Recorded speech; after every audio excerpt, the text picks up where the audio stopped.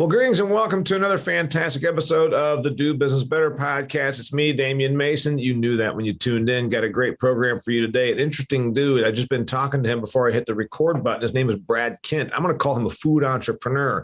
He's lived all over the place. He, in fact, concocted food recipes, or shall I say rations, for two armies. He has also been a chef on a yacht. He's also got a food science education, and he's done some pretty interesting stuff. Currently, he wants to talk about his role where he thinks that food is just part of what he is selling. He is the founder of Bagel Slice. He's on a mission to do good by helping people live healthier through food. I find this to be an interesting category because, as many of you may know, I'm a farm owner. I have a degree in agricultural economics, and I wrote a book called Food Fear. So it's almost like we're fusing my agriculture, my food, my understanding of what we do and producing on this country's farms with, of course, my entrepreneurial side, and here at the Do Business Better podcast. Welcome, my guest, Brad Kent. Thank you so much for having me. All right.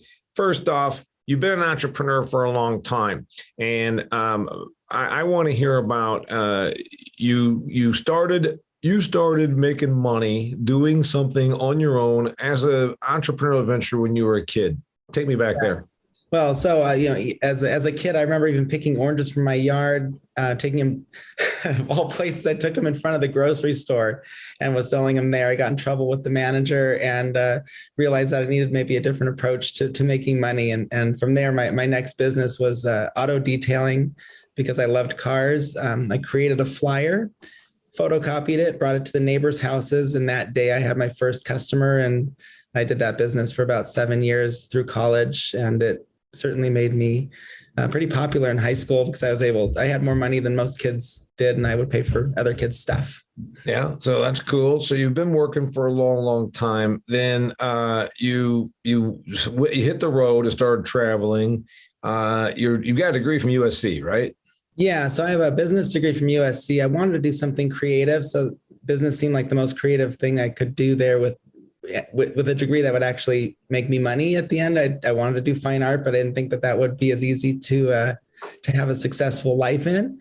And I loved cooking, and I just don't know how it happened, but I just kind of fell into starting a catering business while I was still in college, and I did that for several years until I graduated, and then turned that into a bigger business. And from there, I decided I wanted to get a formal training and went to culinary school at the Culinary Institute in New York. So here we are, by the way, dear listener, USC, meaning the one that's in Southern California, the Trojans, the Song Girls, you've heard about them, USC. And so there he is. He's got his degree in business, and he also wants to be in the food business. Well, and you're back in LA after living a lot of different places, including on somebody else's boat.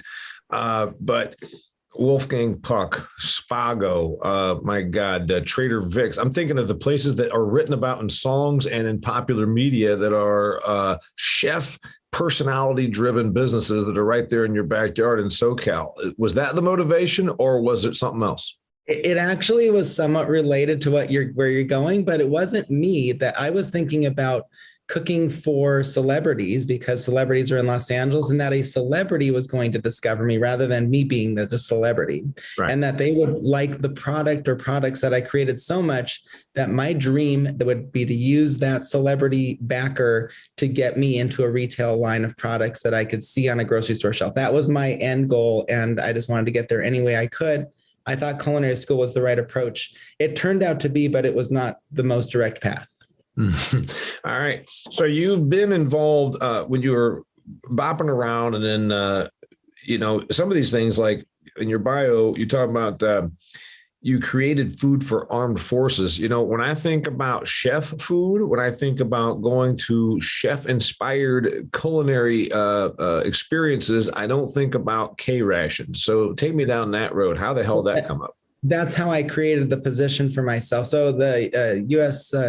Department of Defense is one of the premier, if not the most premier food science research facilities on the planet because they have to feed soldiers in the most extreme conditions. Those extreme conditions could be at a submarine. It could be at super high altitude where it's frozen solid. It could be in the middle of a desert. So each of those conditions requires some different parameters for how you design a food product with those different nutritional needs. If those soldiers are not well nourished, they put their mission and all of the people that they are fighting with at harm's way because they need all that nutrition. In fact, for the most part, they're not even, if they consumed 100% of their rations, they would still be undernourished because they're burning so many calories a day. The angle that I took to create a position at DoD when they had a hiring freeze, they actually created a position for me, was that I promise to make foods taste good enough that soldiers, that these boys, 18, 19 years old, who come from families that are preparing, down home kind of cooking, they're just not used to eating some of the stuff that, me from California would think of preparing. So I wanted to prepare foods that they would be familiar with, but had color, texture, flavor that they're just not used to seeing in a ration when they're in those battlefield situations, which will both help their nutrition and their nourishment, their recovery rate, their attention span, but also will give them a sense of belonging, a sense of love, a sense of these things, that these missing ingredients that are really key to what food provides to make you feel like there's something worth fighting for, and there's something, and that you feel a little bit of home when you eat your food. So you went about it a little more than just nutrition. There's got to be a little bit of feel good, because after all, it can be a lonely and stressful time where these soldiers are operating and deployed. And as a chef, I'll take the food scientist side of me out a bit. As a chef, that's what chefs do. We're in the food service and hospitality industry. Our job is to make people feel good and make people feel welcome and make people leave that experience feeling like, wow, I would like to do that again. Imagine if you could do that to a soldier who's dug a hole with a tiny tool to his shoulder in depth. And now he's eating that one meal he's going to get, and he's got 30 seconds to eat it before he's going to be under attack. And he needs something that's going to just taste good, and he's give him the energy that he or she needs to fight and move on and survive a night and have the energy to carry out the mission. By the way, you talk about the feeling. We did that with Hershey bars in the 1940s, sticking Hershey bars in the rations, and we also did it with Marlboros, which they don't do that anymore, is my understanding, right? Well, it would leave a signature, right? So you could smell a Marlboro. So that's probably a bad idea if you're trying to be secretive.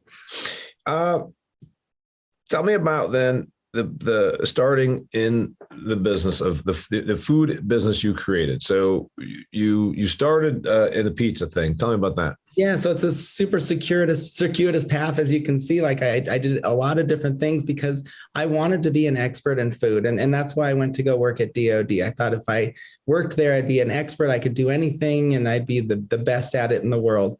What I learned when I was there is that there were so many experts working there. And those experts that I worked with were experts in one specific thing.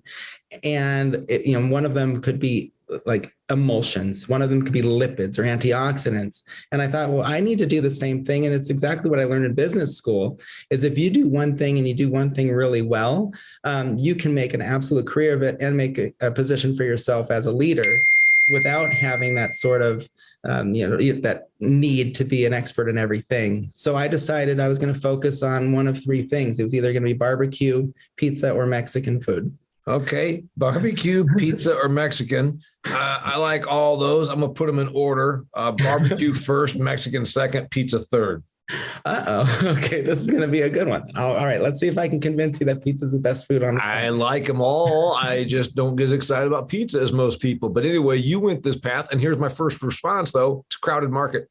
Pizza, yep. Everybody and her sister, from Pizza Hut to all the regional places, Papa John's, Domino's, my God, frozen stuff, DiGiorno. Oh, pizza seems crowded. Yeah, it was. But there was an angle that I saw an opportunity in the pizza space that had not yet been filled. And it goes back to the historical roots of pizza, where pizza was made in a live fire oven and it was cooked in about 3 minutes or less. It was Neapolitan pizza. And although I'm not a huge fan of Neapolitan pizza, it's a little too soft for me. I like New York style pizza.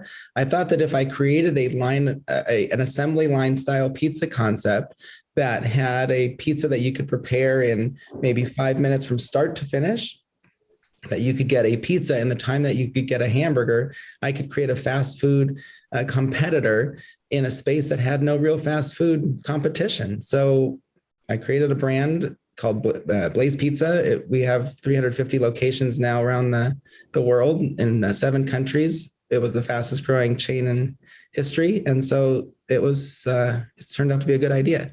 So first off, it is a good idea. And I can't help it when you start saying Neapolitan pizza, I just keep thinking of vanilla, chocolate, and strawberry because of Neapolitan ice cream growing up, which of course you always went straight for the chocolate when you were a kid. You'd sometimes mix in the vanilla and then your dad would have to eat the strawberry because you didn't want it.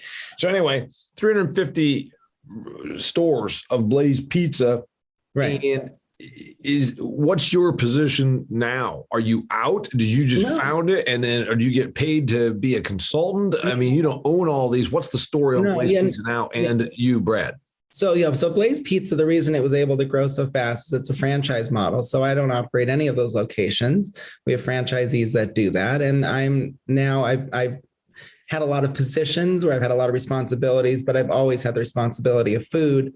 That remains. So I'm still the executive chef for Blaze Pizza. I'm not planning to change that. And I thought that there was another wide open gap in the world. And that's what my new business is. And that was to create a different business model where a restaurant would, you're paying rent 24 hours a day. So why not have a business that could actually fill as many day parts as possible? Pizza only fills 2 day parts. You got lunch and dinner, maybe late night if you consider that a day part or not. But if you could add breakfast to that, you could get 30% conceivably or even more income from the same square footage, from the same rent, same occupancy cost. The equipment is all there. What you're really adding then is just employee hours because you've already got the utensils and the appliances and the square footage and the insurance cost. Nothing changes other than so. You said let's go ahead and Blaze Pizza. We're gonna have biscuits and gravy in the morning. Come on, this is getting a little crazy. What do you think? Yeah, that's kind of crazy. So how do you create it's hard. Like my first pizza restaurant, which was called Olio Pizza and Cafe. I thought if I put the words and cafe, that people go, oh, they must have breakfast there.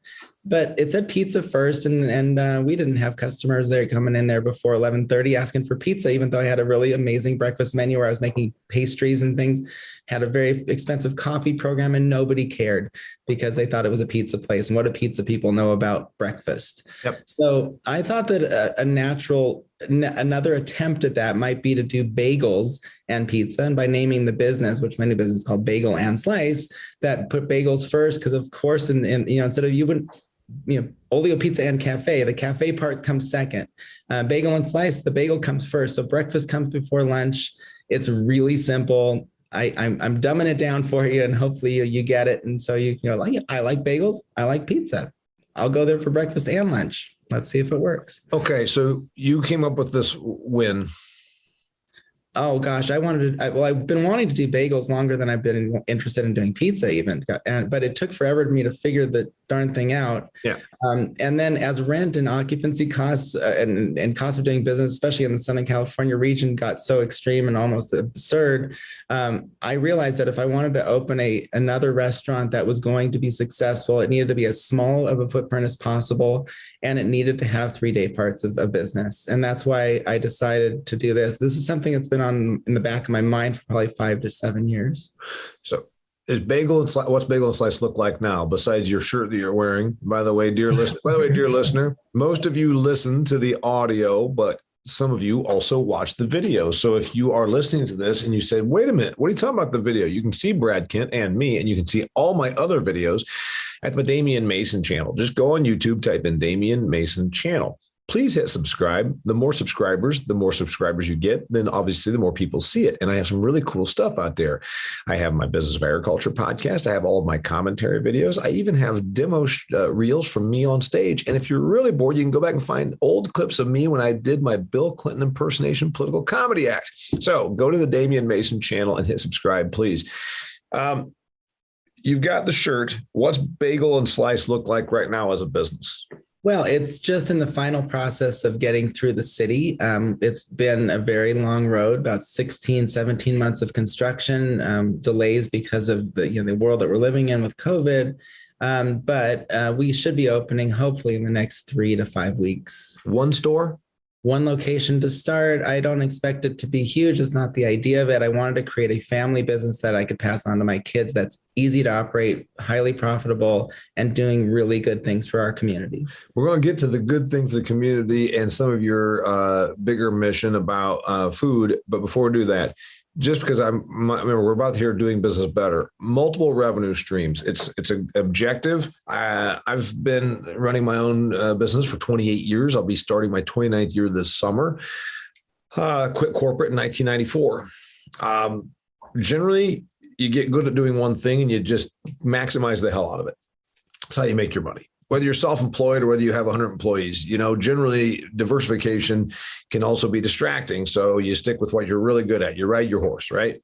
And then the last 2 years, I got better about diversifying some revenue streams and making sure I had some other things, because when this gets haywire or whatnot, right now, the revenue, you don't have any revenue off of Bagel Slice. You right. are getting revenue, and I'm not trying to ask you, for your net worth. Or I've got very little to hide. So go. So I think the person that listens to this is saying, I got a business, or hey, I'm going to start a business. What's Brad Kent right now living off of? Is the Blaze Pizza such that you get a certain amount each month, and you say, I'm going to have that, and then I'm going to take other monies and start this next thing? Kind of what's it look like in the life of Brad Kent right now? Yeah, well, I have another business too. I have several other businesses. And so my other restaurant business is called Olio. So I kept that as a restaurant, got rid of the cafe part, and I just have the Olio now. It's a pizza place. It's a pizza, wood-fired pizza, but it's Neapolitan. So wait. Neapolitan. This is like new vanilla chocolate strawberry. You're going to explain strawberry, yeah. So Neapolitan is really like it's a way of to me it means classic Neapolitan pizza, which is that wood-fired pizza that's cooked in like 45 to 90 seconds, which tends to be a little too soft for me. Doesn't have a crunchy texture. Kind of if that pizza had a baby with a New York pizza that has the crunchy texture with a fold and a little more chew to it, that would be a Neapolitan to me. Or you call it, New York Neapolitan baby. Oh, wow. All right. So you have one facility and it's in SoCal? Yeah, it's in downtown LA, and it's inside of it's inside the Grand Central Market. It's an old marketplace that's been there since about 103 years. And it has like 36 stalls, each one of them selling some other kind of food. We have the exclusive rights on pizza, and that little unit makes me more money than my other job, and that's passive income. Yeah. And then the other job is Blaze. Okay. Yeah. So the Blaze is, do you own any of those as yourself? No, I don't. It's Blaze is, it's a job I'm a founder. I'm a shareholder. And then I'm also, I'm an employee. You're an employee creating recipes and doing sort of franchises usually need things like guidance on some color schemes, marketing, floor plan, that kind of stuff, right? Right. And new product development. Because of my food science background, I used to lead our food safety for Blaze and all the quality assurance issues that would pop up. I developed all the recipes and formulations. So I worked with co-packers and manufacturers of foods and developed the actual products that we make. So I own the recipes instead of them, which was a new way of doing business, which was very effective for us. And that's pretty much how that thing worked out. And then for Olio, I've got an amazing manager that runs that business for me. And so my role there is just to support however I can and make sure that I answer any questions they have. And a lot of it is just the benefits of owning a successful business. Blaze Pizza job, and you're the founder, and you're about a lot of different roles in that. Olio, you're an owner of a place that's in downtown LA, and it's not a standalone restaurant. It's amongst a place where I'm guessing workers pass through there a lot at lunchtime, right? So that's a job. That's a business that probably gets whacked for 3 hours. Well, because a lot of people live downtown now, and we're near the courthouse. So when some of those people get let out at 2 o'clock, some of them at 3 o'clock. So we've got business all day long. We do have a couple crunch hours. We have like 2 or 3 hours where we do have busier sales, but the sales are pretty consistent from open 10:30 in the morning until about 9 at night when we shut down. And then with third-party deliveries going on these days, about 35% of our sales are going out the door with delivery drivers, and those are all day long. Blaze Pizza, Olio, soon to be Bagel and Slice. Is there something else that you've got going on in your income? Sure. I designed a little home pizza oven called a carbon oven. I used to do a lot of catering. I had a wood-fired pizza oven on a trailer that weighed 4,000 pounds.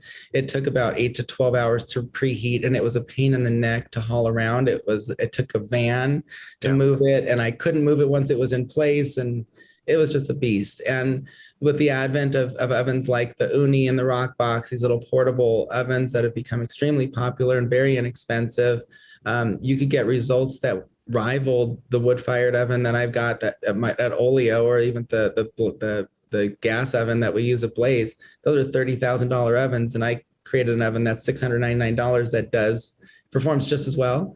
It makes one pizza at a time. So I do catering events with about 3 of those ovens. And it's been a pretty good little business just getting that one started. So you are the inventor of that device? I co-designed it with a food equipment manufacturer. So they manufacture the products all made in the US, and then they do the distribution and all the customer service. They deal with really all that stuff. And I'm an advisor. You get paid every one of those that's sold? No, I don't. If there's some sort of an event at some point, then yes, I could, have some sort of a cash out, but it's just kind of a fun project. And it's really a helpful piece of equipment. I use it for all the photo shoots for Blaze Pizza, and I use it for catering. I did it for R&D before I had my restaurant built. And this little contraption's got me thinking here, because my wife loves pizza. It's $700, and how quick does it cook a pizza? You can cook a pizza between 1.5 minutes to 5 minutes, depending on how you have the settings on the oven. Sheesh. All right. Is there anything else? Because then we're going to talk about Bagel and Slice. Okay. Yes, there's always something else. I got to get to a point where I can retire. So I got a lot of irons in the fire. So I just created a flour replacer. It's made with wheat starch, but it's certified gluten-free. And I wanted to create a product for Bagel and Slice that was the world's best gluten-free bagel. What I found was a problem, and what I know is a problem, is if there's no volume, I can't have anyone manufacture this product for me. Mm-hmm. A friend of mine created a business. He's this young guy. I think he's like 28 years old. Created a business that became quite successful. He sold his piece of that, and he had nothing to do. And I said, and he always wanted to do business with me. And I said, here's the deal. If you want to do business, I will give you this business to operate, but you have to sell me this product that I'm developing for myself at a very good price. And then I'll keep a little bit of equity in it as well. And I am also a consultant on that. So that's called Original Sunshine. And that's a gluten-free flour replacer, but looks like we're probably going to end up doing bagels as well, gluten-free bagels, because they're so darn good. And so the problem with creating gluten-free baked goods, gluten is a binder, right? I mean, I know we're talking, since you're a food scientist, right. The reason gluten is in stuff because it's a protein that's found in wheat, barley, and oats, right? It's in 3 cereal grains, and it's used a lot. I mean, it's already in there anyway, but it also binds stuff. Isn't that what keeps stuff gummed together? The most beautiful feature of what gluten does is it creates this elasticity, and it holds carbon dioxide, which gives bread its lightness of texture. So the hard part of formulating gluten-free products is to come up with an analog to that gluten that is, and that's usually in the form of some sort of a polysaccharide, like gum or a highly soluble fiber, okay. and that's what we end up using. And so that will hold the air bubbles, so it'll give lightness and the texture of, it looks like bread when it's cooked, but without the protein. Got it. So you got a lot going on, and I know you want to tell me about your mission. By the way, you said you want to have all this stuff going on so you can retire. How does a person go from having 30 different irons in the fire to none? I haven't had a real job for 28 years. I'll be starting my 29th year. There's people that come to me that have normal jobs they don't like, and they say, can you just retire? I said, yeah, I guess. I mean, I just sell off, live, pare down, whatever. But what are you going to do? What are you going to do? So how old are you, Brad? I'm 52. Okay. You and I are the exact same age. I turned 53 here later on this year. And, not being arrogant, but I guess if I wanted to change them, yeah, I could be retired. I guess, at some point, first off, go and live in a one-bedroom apartment and then just lay around and watch TV and then say, yeah, I don't know what you would do. I mean, I still want to work. Do you still want to work? I still want to work. And you know what, I'm not trying to like push this bagel and slice thing, but that's really what Bagel and Slice is about. Bagel and Slice it really looks more like what the kind of job that I want to have in retirement, where I'm just giving back and making a really affordable product that people couldn't typically afford if you're following a typical business model with like your common, like I want 20% profit. Like we're going to do 15% profit. Our target is 10% profit if we can get there. So that's the kind of like a different business model. And what I'd like to do is prove out that business model actually works. And that could be a scalable model for anybody. And it would imagine that like the joy that you could get, doing good, giving back to your community, trying to do as much good for the local economies to help out local and small farmers. And to make really high quality food accessible to people who wouldn't normally be able to afford it. I don't think it's fair that there's like the upper 1% or whoever it is got the money to spend $15 on a bagel sandwich. I don't think that's fair that they're the only ones that should be eating really healthy stuff. I think everyone should have access to that. Two things. First off, you and I both, would I mind being retired? There's, I'm going to work less probably as I get older, but I still want to work because I enjoy it. I like seeing something get accomplished. But the other part of it is, and it's not arrogance. You and I are the same age. You've had plenty of experiences. I have too. And when someone says, well, you should be retired. And I said, well, okay, well, then what? And then sometimes a couple of years or someone says, well, just volunteer. I said, no offense. And I just discussed this with another friend of mine in a recording that we did, another podcast. I said, if I go and ladle soup at the homeless shelter, that's fine. But if I run my business, I can employ other people and do more good by when I make money, then I come up with new ventures and then I hire them to design websites and I support this person to redo this property. I think that ladling soup doesn't keep the economic multiplier effect going, whereas me being in business benefits other people. And I think you probably feel the same way that you stay in business. Not everyone sees that, unfortunately. But yeah, I totally agree with you. Yeah, I mean, you can employ people and you can hire renovations done to a building. Then a contractor has business. And I can hire someone to serve soup at the soup kitchen because for $15 or $17 an hour, I can do that. And isn't my time better suited because I'm maybe worth $30 an hour? Like I can do that. And for the variance there, I could give that money away. Like, let me do some more good. Yeah. You might be worth more than $30 an hour. Okay. Concept of bagel and slice. Yes. First off, you've talked a lot about the affordability. That's fine. But the reality is, I mean, there is cheap food out there. I mean, I can go to the bargain basement grocery store and buy the bargain basement stuff, whatever. It's not just cheap food. You've got a bigger motivation here. Yeah, well, cheap. And cheap food is cheap food. This is actually expensive food sold inexpensively. So I'm using the same ingredients, actually many ingredients that even the finest dining restaurants in the world don't have access to. I'm working directly with farmers. My wheat's going to be coming from the only certified regenerative organic farm growing wheat in the U.S. right now, and I'm going to be the first. Like, how cool is that? I mean, the first one to be making bagels and pizzas with that. People won't know that it's organic. They won't know that it's got whole grains in it. They don't need to. If they want to, they will know, because part of your marketing to differentiate yourself will include that, presumably, right? To the people that care, but I guarantee you there's going to be people going, oh, look, I want pizza. And they look on their phone. They're like, oh, there's a pizza place down the street. Let's go there. And as long as it tastes good and the price is right, and they get good service, they'll come back. Sure. And so, we all know that we have customers, Brad, that buy stuff from us, not because of what we're we sell stuff. We have to make money. We sell stuff to people, but we've got our target customer, and then we have others that aren't really in the target. Of course, we still take their money. Your target customer for this is someone that wants to know that the wheat was sourced from a regenerative practices, organically certified farming operation. That's going to appeal to most of your customers, I presume.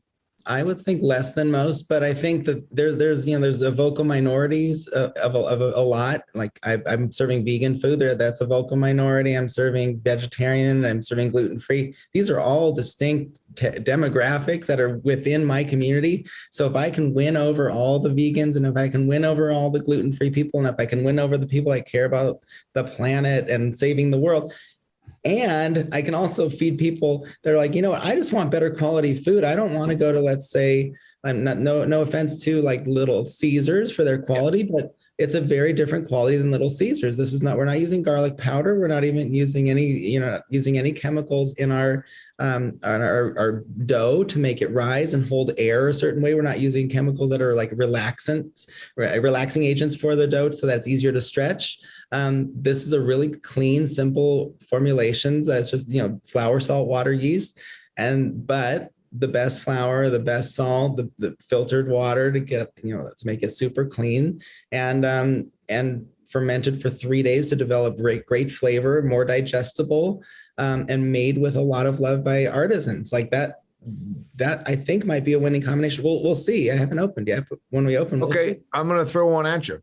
Mm-hmm. I upselling, and in my book, I even talk about adjectives, and I'm not against adjectives. You've thrown a lot out there: organic, regenerative, artisan, gluten-free, et cetera, et cetera. And we live in a society that's very affluent in general, and there is a market for those things. I don't know if you're doing yourself as many favors by saying, I'm going to, though, make it very inexpensive. Why not just use those adjectives, your background as a chef, and then go ahead and charge a greater premium? You're leaving money on the table. That's not serving my community. That's part of, like, the regenerative farming is what colored the way that I look at how I treat things above ground. Regenerative organic farming is about how you treat your soil, that you allow things to live in harmony together by not putting any sort of inputs into it that are kind of artificial. And I want to do the same thing above ground. The way that I treat my community, if my community's got people with money, there's more people without money in my community than with it, because I'm in a gentrifying neighborhood. Mm-hmm. And so why I don't want to force out the people that were there. They make it beautiful and dynamic and diverse, which is awesome. It's way more robust and way more, just like, soil, when it's got a lot of other stuff growing in there, it's a lot more secure. It'll hold more water. It's going to be more pest resistant when you've got biodiversity. I want biodiversity above ground. And the way to do that is I want to make food affordable. So there's not a lot of people that are owning pizzerias, which I know yours is really not a pizzeria. They're talking about regenerative agriculture and the biology of the soil. You are. Tell me about the motivation, besides just expensive food sold inexpensively and contributing to the neighborhood. Bagel and Slice, the product, you think, if I come to Bagel and Slice and eat a product, it's going to taste better than if I go many other places. You're selling multiple things, but you're going to lead with taste, flavor, environment. What's the lead? Well, I look at life, and let's just say a microcosm of life, a restaurant or little subsystem of the world. When you walk into a restaurant, you start your 360-degree experience. So what it sounds like, my sound system, my music choices, the quality of the sound, the smell of the environment, the way that we treat you, how my employees are dressed, how the finishes on the wall, that indicates how important I make you feel. I didn't spend more money on my tile because I want to show off how rich I am that I can afford another $1 a square foot. I did it because I want you to have a really nice experience. Yeah. So that experience begins there. So I think that I lead with the entire experience. Now then, the last part of the dining experience is how you feel. Now there's different ways of how you feel. One is how you feel emotionally. Like, did I get treated fairly and nicely? So we're going to try to treat people all evenly, as even if they're rude to us, we're going to try to be nice back as best as we can. And we won't handle too much of that sort of abuse, but we will do our best to treat people nicely. And then when they leave the restaurant, we want their stomachs to feel satiated, but to feel a certain way that you just don't feel when you eat some of those highly processed foods. Got it. And so if I go to Little Caesars and spend $7, I can leave full, but I'm also going to feel like shit. So you're telling me when I come to Bagel, yes, we can say that on my podcast. Oh, good. Yeah, when I come to Bagel and Slice, I feel satiated. Yes, and I feel good. Yeah. And imagine if you could also feel good knowing that by giving dollars to us, that you're giving to a business that is also giving right back to your community, to your local schools, to your other local charities that are helping out people We're very cautious about who we partner with, from the people that we buy our coffee from, where they're sourcing, how they're sourcing, their practices on their farm, not only of how they're treating the soil, but how they're treating their staff. Are there restrooms? Are there educational options for the kids so they have something to do in these developing countries? This is the level of research and development that we've spent. I spent about 2.5 years just sourcing ingredients for a bagel and pizza shop. It sounds very simple, but it's extraordinarily complicated. Our distribution model in our country is absolutely broken. And I am committed to making a better model and sharing that model. We'll be probably using 14 different distributors in order to get the stuff that we need, because I can't get the quality of flour, the quality of dairy, the quality of soft drinks, like anything, without, through one distributor. It's just. What does the average restaurant use? 2 distributors? 1 to 2. Yeah. So you use 14 because you're going to be bringing a lot of stuff. Now, one might argue that that's not as good for your carbon footprint, because you're having a lot more trucks coming and going, and you would counter that by saying, well, you can, if you want to get into the carbon, we'll look at the carbon we're sequestering by sourcing ingredients that are better, by using packaging that's biodegradable or compostable, by composting our waste, and spending a little bit more money on that sort of service. So yes, we can say that our carbon footprint's not as bad because of what we're doing, but I don't want to do that. What I want to do is prove that this model works and force the hand of distributors to carry these products, so I can go to 1 or 2 distributors. I can't do that because distributors carry what they make money on the back end. Well, in general, let's face it, they go with what's easiest. I used to sell lighting fixtures through wholesale distributors, and the wholesale distributors, they didn't give 2 hoots in hell what the customer bought. They just wanted to move a lot of product and make a certain margin. I mean, honestly, and when you realize that, I realized that whether it was my boxes or anybody else's boxes, all they cared about was that lots of boxes went through their facility, and then they made a margin. And less SKUs, the better for them. If they the less SKUs, why carry 17 lighting products manufacturers when I can carry 13 and it's all the same shit? Right. And if I carry 2 and then I get a big cash check at the end of the year because I'm getting money back from selling so many boxes from this one manufacturer, good for me.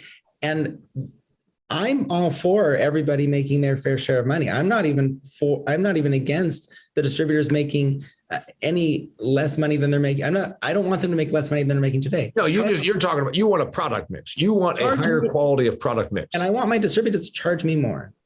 Stop taking kickbacks on the back end and charge me more. So I know, so everyone is transparent. I know what you're spending on it, because at that point, then we can kind of start to even the playing field. Once we even that playing field, the people that'll be making the decisions on what gets consumed are consumers instead of distributors. And that's what I'm trying to set. That's what this model is all about, is I want to make things right for our communities, not right for just for business. How many more branches of Bagel and Slice will there be? Well, I mean, they're going to be 5 that you can really, really keep your eye on, or they're going to be 50 because this thing catches on, or there'll be 1. Well, we'll see. I mean, I'm sure that you're scratching your head, and there's got to be other people with smart business minds that are going, this is crazy. The idea in business is to make money and to have some sustainability for the business. That should be priority number one. And mine is I'm going to put the business second and put my mission first. And I'm hoping that my mission is a strong enough one, and it's smart enough that I'm able to manage financial needs for the business in a way that I could survive on 10% profit. And heck, if I can get down to 5% profit, I'd be even happier. I just need to make sure that I make enough money to cover my expenses and to make sure that my staff is getting paid a much better livable wage and that my guests are able to afford stuff. So I'm going to make it up in volume. And that's like I remember years ago, my dad saying, like, don't be stupid. You're not going to make up for losing money in volume. You got to charge enough to make a living. And that's where I think I'm smart enough to make sure I do charge enough to at least make a living. And then I thought you were going to say that my dad taught me, if you're losing money doing this once and you just say, I'm going to make up with volume, all that does is volumize more losses. It's kind of the old thing of, I'm losing $5 for every widget that I make. You know what I'm going to do? Make more widgets. Like, Jesus, no, stop at $5 instead of a million times $5. Right. And if I have a product that has a street value, if my pizza, because it's so fancy, has a street value of, let's say, $10 and I'm selling it for $5, but, and I'm leaving $5 on the table, is that a shame on me? Maybe not, because if I can make $2-3 in profit off of that I can then give back to the community and give back to my employees and still find, 5-10% profit, as long as the volume's high enough, I think that I can make this go. So when you say, how many will there be? It depends. If this doesn't work out, I can always charge more and hopefully, I'll have one. But if this really works the way that I'd like it to, I would like this to be a business model that there's millions of, not that I'm creating, but that the model is being shared. Everything that I'm doing, I will share. So if someone is looking to do a competing pizza concept down the street from me and they want to do something good, they're going to say, hey, if they come to me, where do you get your flour? I'm going to tell them. Yep. Because I believe that I'm sourcing so well that I'm doing good for the world. If anybody, I like it. I do, by the way, I like it. If they want to find you, is there a place to find you? Well, I think our Instagram is probably the most interesting, which is Bagel and Slice on Instagram. And then I'm very responsive there. Otherwise, Brad at bagelandslice.com. Brad at bagelandslice.com. Eventually there'll be a Bagel and Slice website, no doubt, right? There's one, yeah. Well, there you go. That's where you should have sent people to begin with, bagelandslice.com. Because people are spending more time on Instagram these days. All right, Mr. Trendy Southern Cal. Bagelandslice.com. Find him there. Thanks for being here, Brad Kent. It's a pleasure. Thank you so much for having me. All right. Till next time. Thanks for being here. Check out all my great stuff, either at my YouTube channel or at DamianMason.com. DamianMason.com. And yes, I have an Instagram account also. Till next time, let's do business better.